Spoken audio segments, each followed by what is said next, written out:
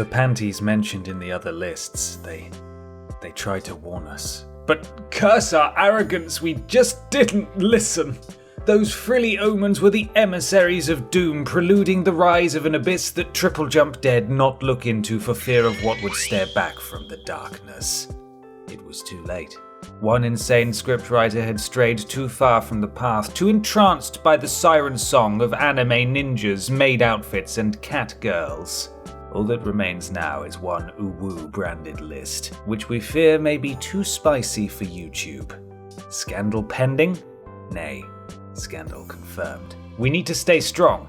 We need to warn others, but we actually need to pay rent this month, and the Domino's fund is looking pretty low. So in the most ad-friendly way possible, I'm Ben from TripleJump, and here's 10 anime games we don't want our parents to walk in on. We're sorry, God. Number 10. Skullgirls. It's sketchy, it's ecchi, it's Skullgirls! It may not be the most wickedly naughty entry on this list, which is why it sits neatly at number 10, but this 2D fighting game isn't all about fan service. Lab Zero's love, care, and artistic flourish really helps make this saucy title much more than an excuse to watch scantily clad anime ladies fight each other, as if we needed an excuse, of course. The iconic dark deco art style tells a tale of brave female warriors in search of the Skull Heart, an ancient artifact that is said to grant the wish of those who wield it. However, if someone with an unpure soul wishes upon the heart, they become the notorious Skullgirl, a legendary monster bent on only destruction and domination. It doesn't break new ground with gameplay or story, after all it's built by a small team, so don't expect Shakespearean levels of narrative or rosters bursting at the seams, unlike some of those tight costumes. Granted, some negative reviews tend to focus on the questionable anatomy and fetishistic outfits, but it's been positively reviewed overall. The negativity surrounding the art style is a real shame, especially considering that it's such an intriguing mix between Japanese anime and classic American animation. In terms of gameplay, it's clearly no Soul Calibur, but some of those outfits wouldn't exactly look out of place in Ivy's wardrobe. Number 9. AKIBA'S Trip, Undead and Undressed. Vampire legends span the entire globe, from classic tales of Nosferatu to horrific creatures of regional folklore. In fact, from charismatic icons of literature like Anne Rice's Lestat to those dumb sparkly boys from Twilight, vampires pervade all sorts of media these days, but none add to the lore quite like the AKIBA'S Trip series. Our self-insert protagonist is swept up into a world of the synthesizers, creatures who are practically vampires in all but name, and consequently joins the Akihabara freedom fighters to rid the Otaku motherland of the accursed beasts. But how can we possibly defeat these creatures that so cruelly sip on the social energy of innocent otakus? Stakes through the heart? Crossbows blessed by blind nuns? Maybe some type of garlic Gatling gun? Obviously, the answer is you have to strip them down in public to expose them to the deadly rays of the sun. Gear up with body pillows, manga, anime figurines, essentially whatever merch you can get your hands on to batter the opponents into submission before whipping off their undies in a grand finale. It's all a bit tongue-in-cheek, however, so don't expect to see any actual nudity. This title really doesn't take itself seriously, but it does offer multiple endings, replayability, relationship building mechanics, and, minus the vampires of course, a rather surprisingly realistic take on the streets of Akihabara. Number 8. Panty Party. Yes, it's you! The one who loves panties! The warrior of love!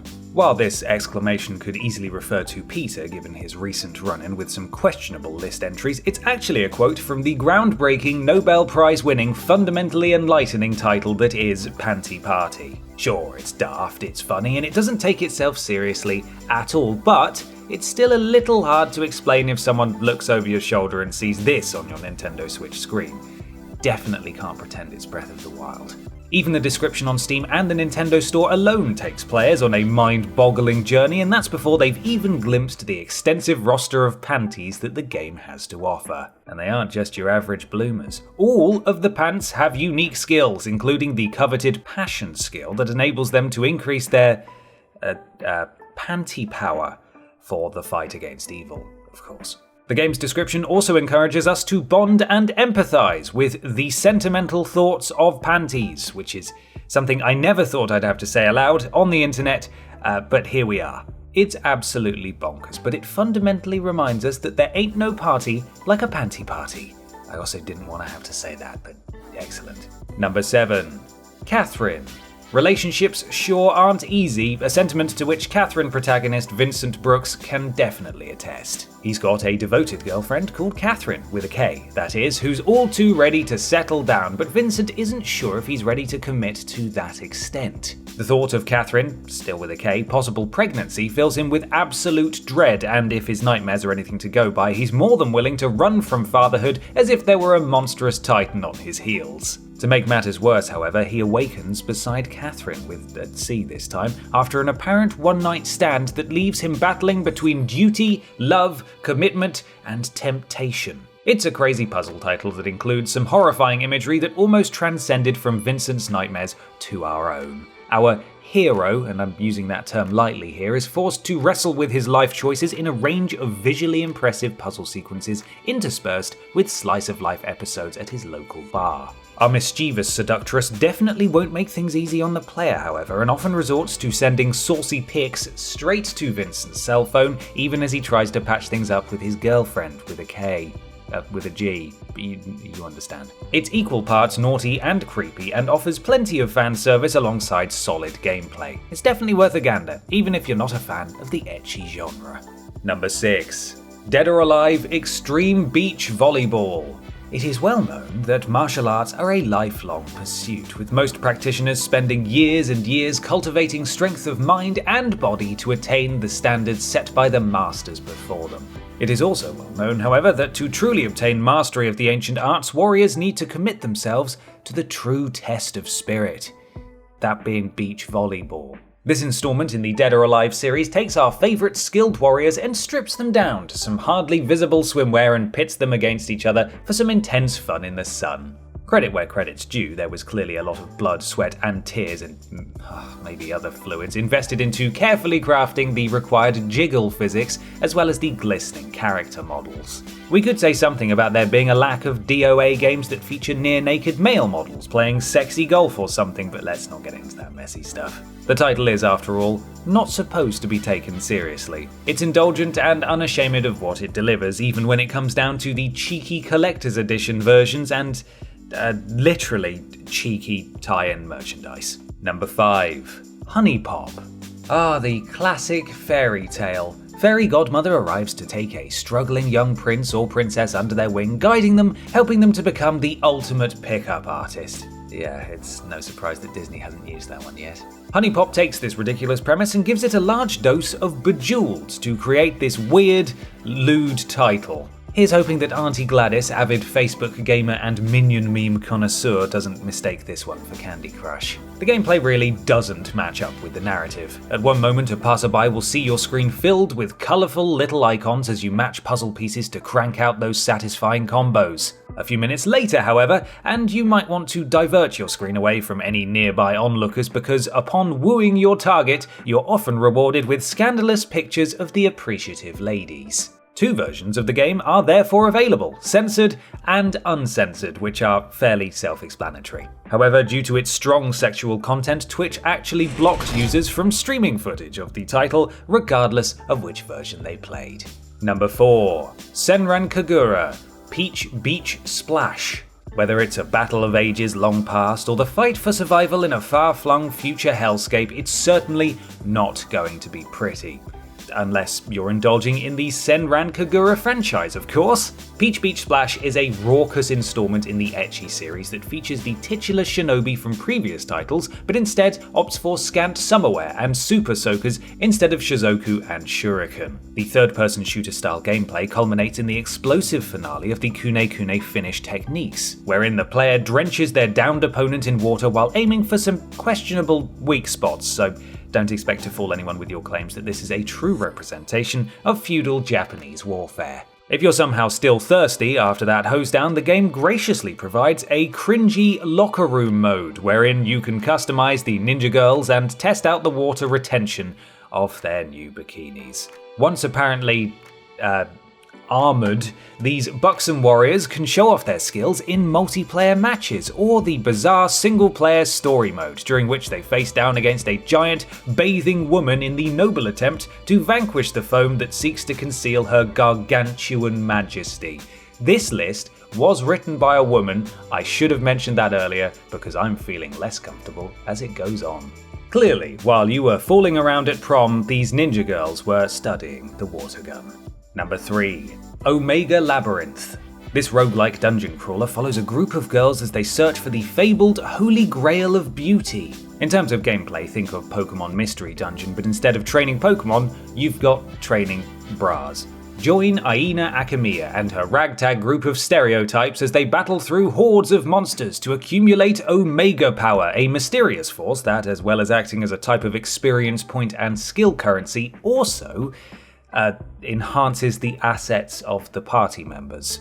After checking over your shoulder to make sure no one's watching, unlock the true Omega Power by massaging the characters until they reach an excited state and achieve a new level of aptitude. But even those enriched with such magic need to take care in those dangerous dungeons, for around every corner lurks monsters and traps, think tentacles and restraints if you're struggling to visualize, that are way too eager to impede your progress. Players must use those trusty touchscreen controls to free any unfortunate party members from the accursed bonds before venturing further into the dungeon to attain bras and knickers in place of arguably more effective steel-plated armor. Oh, and if you're still confused as to why the developers chose the letter Omega to represent their game, so are we. You'll have to work that out yourselves.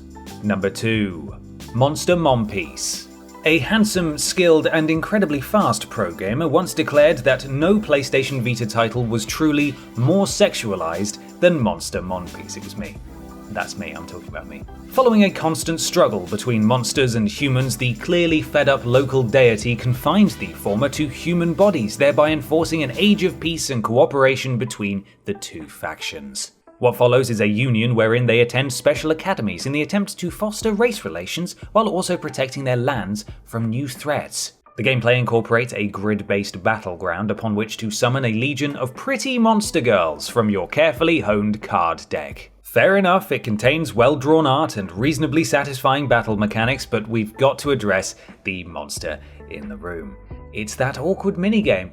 Embark into First Crush Rub mode to permanently increase the stats of your cards, but not without cost to your dignity as well as your in-game experience points. Flip the Vita sideways to display the chosen monster in all her glory before seeking out the power spots that make the girls go crazy. Finally, double down on their favourite areas to seal the card and evolve your monster into her new, inevitably more scantily clad form. Although it has a decent card game as its foundation for gameplay, the over-sexualized minigame simply adds needless notoriety to this title, leaving us too bored and jaded to recommend it at all.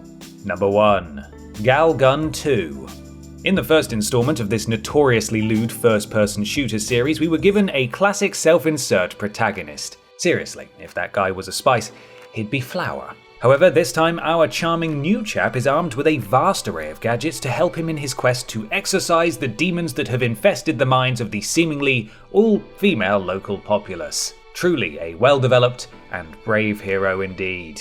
The player must shoot pheromone energy and eliminate the demons along with the girls' clothes in order to restore peace to the neighborhood. The gameplay is fast-paced and stressful at times, with hordes of girls attacking at once, their once innocent demeanors replaced with the unbridled desire to make you their one and only senpai. Once you've whipped off their clothes, which is an official exorcism rite, I'm sure, you've got to work their pleasure spots with your love gun until they explode with euphoria. That's real. Don't worry though, it's got a built-in panic button that clears your screen of anything incriminating if an unsuspecting family member bursts into the room. It completely, unabashedly, and unapologetically provides pure fan service with quite a fun rail shooter style of gameplay that leaves you replaying levels for those collectibles you missed on the first run. The plot is dumb, but in a guilty pleasure type of way that is simple to understand and great to laugh at. So, take your love gun in hand and, as the official Galgun website proudly states, suck your way to Pantsu Paradise. Hooray! And that's our list. You can finally open those curtains, unlock that bedroom door, and breathe a sigh of relief. Hopefully we all got through it unscathed and uninterrupted. Do you have any gaming guilty pleasures that you'd rather not have to explain to your parents, partners, or housemates? Why not share them with thousands of strangers in the comments instead? You can follow myself and TripleJump on Twitter here, and while you're at it, why not support the things you enjoy by having a look at our Patreon? Finally, don't forget to like the video, share it with your friends, and subscribe to the channel. I'm Ben from TripleJump, and thanks for watching.